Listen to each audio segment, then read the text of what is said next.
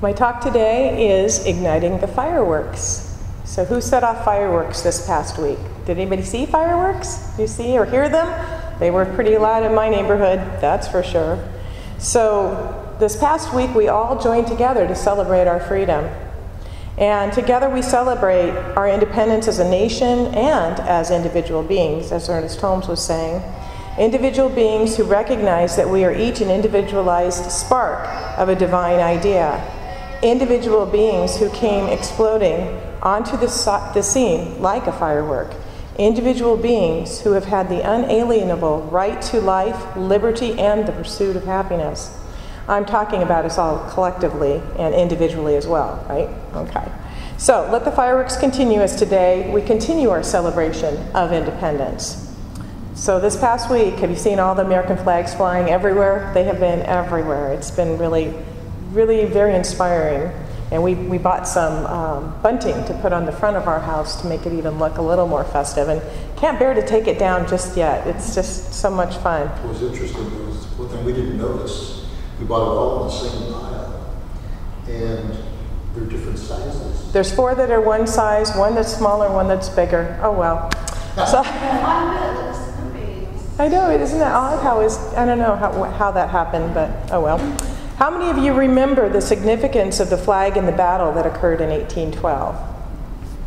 Do you remember the backstory of that? Okay, America had gained its independence in Britain in 1776, but was not yet experiencing the smooth sailing between the two countries. And in fact, war broke out in 1812 over Britain's attempt to regulate American shipping and other activities. Fort McHenry, which is interesting because we have a McHenry Boulevard here, guarded Baltimore's harbor, and its commander knew that eventually the fort would be attacked, so he wanted to be prepared with a message of freedom and independence and strength, and he felt like the American flag would be just the ticket to send that message. But not just any flag, right? A flag so big that the British would not have any trouble seeing it from a distance. So he commissioned Mary Young at Pickersgill to make that flag.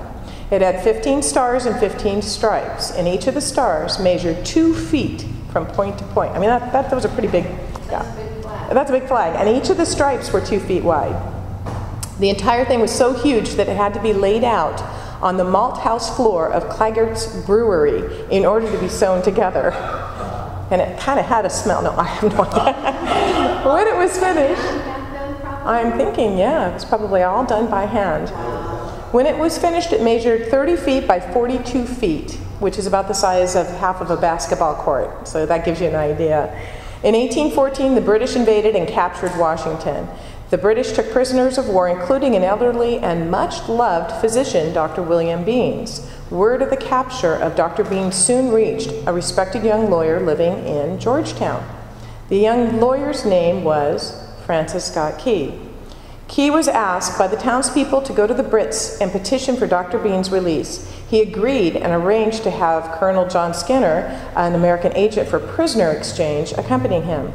One morning, he and Colonel Skinner set sail from Baltimore aboard a sloop flying a flag of truce. They boarded the British ship to request Dr. Beanes' release. At first they were refused, but when Key and Skinner produced a pouch of letters written by wounded British soldiers and who were prisoners, praising the care that they had received from the Americans, among them Dr. Beanes, the British officers relented and agreed to release Beanes. But the Brits would not let the 3 Americans leave right away because they had heard and seen too much of the preparations for the ensuing attack on Fort McHenry. So they were placed under guard and forced to wait out the battle aboard that British ship. At 7 o'clock on the morning of September 13th, 1814, the British bombardment of Fort McHenry began, and it lasted 25 hours. Colonel Skinner and Dr. Beanes watched the battle with apprehension. They knew as long as the shelling continued, Fort McHenry had not surrendered. During the rainy night, they witnessed the bombardment and observed that the fort's small storm flag continued to fly, but long before daylight, there came a sudden and mysterious silence, and the skies went dark. No more shelling, no more bombardments, no more rockets' red glare bursting in the air. They had no idea what was going on. It was too dark to see whether the flag was still standing. Had Fort McHenry been taken? Had the British retreated? They had no idea. And so they waited in the pre-dawn darkness for the sight that would either end their anxiety or heighten it. They did not know which it would be. Imagine what they felt when daylight came and they saw not the small storm flag flying, but the great 30 by 42 foot flag. The sight so moved and inspired Key that he grabbed some paper out of his pocket and began to write. You know this part of the story, right? He wrote a poem of the experience, and soon that poem was put to music. That poem, of course, became our national anthem. Did you know that there's a fourth stanza? You probably know that there's a fourth stanza to the song, which rarely, if ever, gets sung, but has the powerful line that reads, "And this be our motto, in God is our trust." So, why did I take this morning to tell this story? Why did I take the time this morning to tell you this story? I did it to give us more, really, than a history lesson, but it is kind of nice to hear it, isn't it? There are so many pieces of this story that are comparable to our lives, and I just wanted to share a few. First one, it takes courage to resist bombardment, doesn't it? Let's go back before even the battle. Let's go back to July 4th, 1776. The forefathers of our country were not warriors. They were not even soldiers. They were soft-spoken men of means and education. They were lawyers and merchants, and some were farmers. They had security, but they valued independence more. Standing tall and straight and unwavering, they laid out their beliefs in a declaration. We hold these truths to be self-evident, that all men are created equal, that they are endowed by their Creator with certain unalienable rights, and among these are life, liberty, and the pursuit of happiness. And then they made a pledge. For the support of this declaration, with a firm reliance on the protection of divine providence, we mutually pledge to each other our lives, our fortunes, and our sacred honor. Through their courage, they gave you and me a free and independent America. It took a lot of courage to write those words. It took courage to stand for those words. It took courage 36 years later to withstand the bombardments of Fort McHenry. And it took a great deal of courage, I'm sure, for Key and Skinner to come up to a British ship in a little sloop and petition for the release of Dr. Beans. It took courage to ensure that you and I have the right to choose, which is what we know as a spiritual right. Ernest Holmes spoke of our right in The Science of Mind when he wrote on page 109, "We are created with the possibility of limitless freedom and let alone to discover ourselves." And for us personally, that journey of discovering can take some courage. Today, this day, we're being called upon to be courageous to break free of the bombardment of limiting ideas, lack consciousness, negativity, fear, doubt, and resentment. We all know what I'm talking about, right? These are the ideas that are in our heads, right? The bombardment of the stuff that can go on between our ears, sometimes when we don't even realize that it's happening. And it can just take us out of play in just a minute. Just like the bombs could have taken out Fort McHenry. Anybody ever been taken out by their thoughts? I know I have. Perhaps these bombardments of thought came from our family histories or addictions or appearances of ill health or perceived limitations, financial struggle, unhealthy relationship patterns, mental and emotional struggles. But wherever they came from, today, as we continue to celebrate Independence Day, and which we will probably do most of this month, I think, we are being called upon to courageously triumph over them, to stand tall in our own right, to rise above the oppressive thoughts, and to triumph. It's actually a bit odd to think that we have to be courageous to accept the belief that we have a God-given right to pursue life, liberty, and happiness. But we do.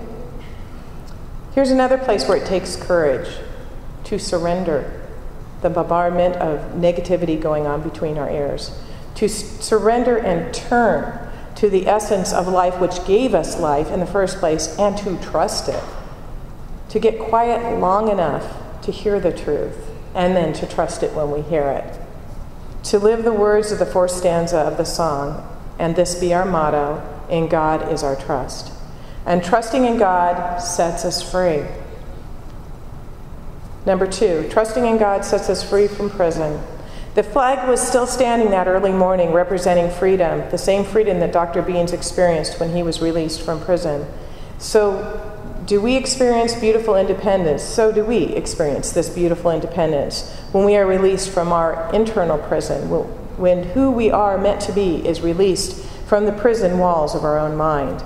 I really love the words of Ram Dass, a modern-day spiritual leader. He says, "We are all prisoners of our minds. This realization is the first step on the journey to freedom."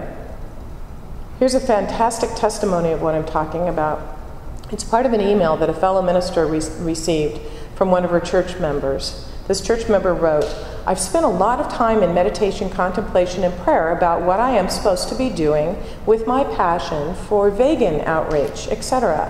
I've eventually decided to just surrender and basically say, okay, my way of thinking and my way of doing things aren't working out for me right now, so show me what to do." And here's the little paradox about this being freed from prison thing. You have to surrender in order to be free. Key and Skinner went right up to that British ship with a flag of truce, right in the middle of a battle, to petition for the release of beings. That was definitely a courageous act of surrender, because they could have just as well been taken prisoners themselves. And that very well could have been the outcome. So I love really what this church member wrote. "My way of thinking and my way of doing things aren't working out right now, so show me what to do." As Einstein said, we cannot solve a problem from the level that it was created. So we have to rise above that. And how do we do that? We get into spirit, right? So this church member went on to write, "And I decided I would just keep myself open to any message about what direction to go. Well, I received an email from someone who switched to my vegan diet a month ago after reading my post, and she had amazing success. Just a couple of days later, I received other emails and have had 6 more people asking for help with transitioning. So I decided I'm going to get over the idea that I'm not smart enough, that I have nothing important to say, because I do. I've realized that I actually do want to coach people. It really was my fear of not being good enough that was, and disappointing them with my lack of education that was getting in my way.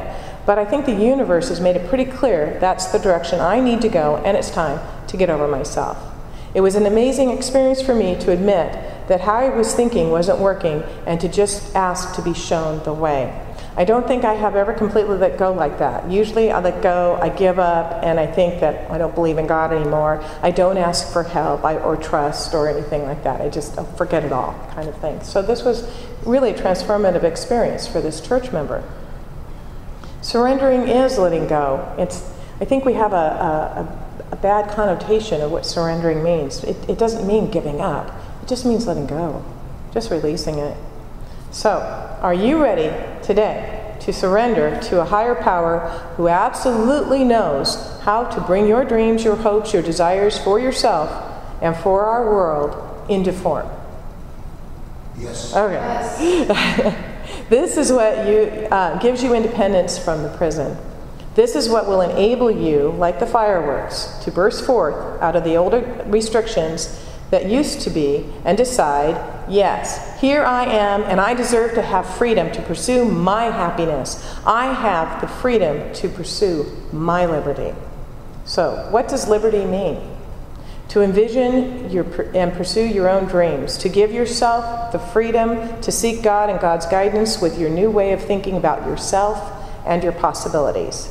So, say this with me. Today is my Independence Day. Today is my Independence Day. I let go of binding, limiting thoughts. Binding, limiting thoughts that held me prisoner to my illusions. That held me prisoner to my illusions. And I accept the truth that sets me free today. And I accept the truth that sets me free today. The greater power of independence is number 3. There's one more piece in the story that is critical for us to understand this morning. Why did the British choose to turn Dr. Bean over to Francis Scott Key and Colonel Skinner? Why did they choose to do that? Because he had helped and been beneficial to the British soldiers. We're not in this journey alone, this journey called life alone. We're not going through this all by ourselves. In fact, we're not really independent, are we? We're interdependent. We're really all in this together because we're all one. I love the idea of Wallace Wattles in his book, The Science of Getting Rich, as well as Catherine Ponder in her book, The Dynamic Laws of Prosperity. The idea of being a person of increase, meaning that you make a conscious decision to enrich the lives of every person you come in contact with. So we're all in this together. Spiritually, we are one. Even with those people who are our enemies, as were the wounded British soldiers to Dr. Beam, it didn't matter to him. What mattered was that they were fellow beings in need of his care, his compassion. And it was his care and compassion that facilitated his release. I love the statement from Rumi, the Sufi poet, where he says, "Out beyond ideas of wrongdoing and right doing, there is a field. I will meet you there." There is such a great power when we meet people there. So let's close our eyes and take a deep breath. I want us to go into that field. See yourself in this field. It's a beautiful field. Maybe you grew up in the Midwest, or you could envision a field of wheat, or it's a field of wildflowers or green grass and trees, a beautiful meadow. Wherever it is, envision this beautiful field. There is a slight, cool breeze on your face, and you are breathing in and out, just basking in the beautiful sunlight. And you are feeling so free that you begin to sway back and forth, perhaps even begin to twirl like a Sufi in this beautiful dervish of feeling free. In this moment of feeling so free, wherever there is space in you that is holding you prisoner, whatever the bombardments might be in your mind of negative self-talk, or feeling that you're not good enough, or feeling that you don't have enough education, or you're too old or too young, or you're too this or too that, wherever it might be, whatever that might be at this moment, in this field, beyond right and wrong doing, meet yourself fully and freely, and allow the prison walls, the prison bars, the rockets of negativity to be released, dissolved, dismantled right here, right now. Dissolved so that you are with your gifts, your light, your particular label and brand of fireworks, fully and ready to express. Here you are with that. What are those gifts? What special gifts do you have? See them in your mind's eye. Have the courage to name them. Celebrate them. They are now accessed and available, but you're all by yourself, so who can you express them with? There's no fun in that. There's no joy in that. There's no connection in that. That's lonely. So bring into this field now the people who are sitting next to you right here in this room. Bring them into your mind. Bring them into this field. Now bring the people who you know and love in your life. Bring them into this field. Bring everyone you know that supports you into this field, and don't stop there. Expand and expand. Bring the entire state of California into this field. It's a big field. Bring the United States of America. Bring our sister country, England. Bring all the people of all the countries in the British Isles. Bring in Canada, Europe, Asia, Australia, New Zealand. Bring in the Africas. Bring all the people from everywhere on this globe into this field, and see every single person on this planet feeling and being exactly like you were a few moments ago, free and unencumbered, and sharing their light so beautifully and perfectly. Everyone is doing the same thing. Wow, feel that energy. Look into the eyes of someone who lives thousands of miles away from you, who may speak a different language than you. but look into their eyes and know that they are your brothers and sisters, and that there is only love in your heart and a mutual sharing of your divine gifts. When you are ready, slowly come back and open your eyes.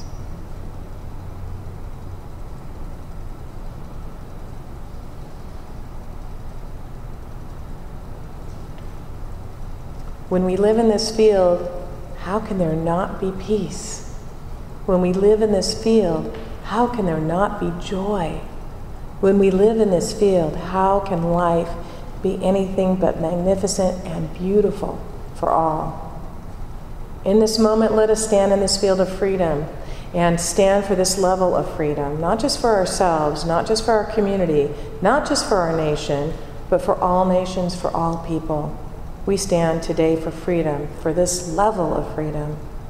Today we make a personal declaration of independence. Make your declaration right now within your heart of hearts to stand for your own good, your own dreams, your own empowerment, and that of all humanity. We're going on a trip and we're taking everybody with us. Ignite the fireworks of the divine in you this very moment, and let freedom ring in your own heart today. And so it is, and so we let it be.